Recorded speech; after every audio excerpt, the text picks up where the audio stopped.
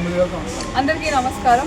నేను పెద్దాపురం దగ్గర మన శ్రీ శృంగార వల్లభ స్వామి వారి ఆలయానికి వచ్చాను. దీన్ని తొలి తిరుపతి అని కూడా అంటారంట. 9,000 years, దాదాపు 9,000 సంవత్సరాల పురాతన ఆలయం ఇది.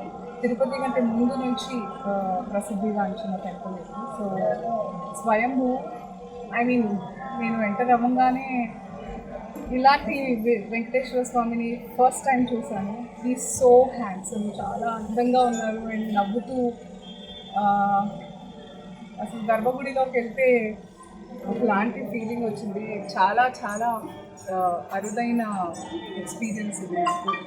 సో చాలామందికి ఈ అదృష్టం ఎందుకు ఇంకా రాలేదంటే మీకు ఇంకా తెలియదు కాబట్టి. సో తప్పకుండా ఈ ఆలయం గురించి తెలుసుకొని whenever you come to Kakinada కానివ్వండి, రాజమండ్రి దగ్గర, పిఠాపురం దగ్గర కొన్ని గుళ్ళు ఉన్నాయి.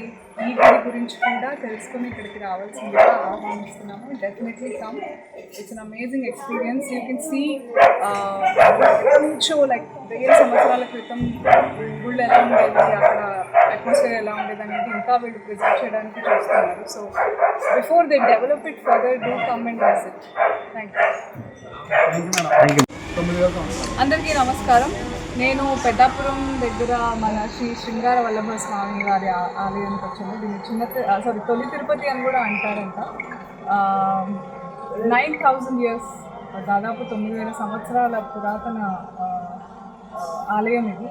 తిరుపతి కంటే ముందు నుంచి ప్రసిద్ధిగాంచిన టెంపుల్ ఇది. సో స్వయంభూ, నేను ఎంటర్ అవ్వగానే ఇలాంటి వెంకటేశ్వర స్వామిని ఫస్ట్ టైం చూశాను.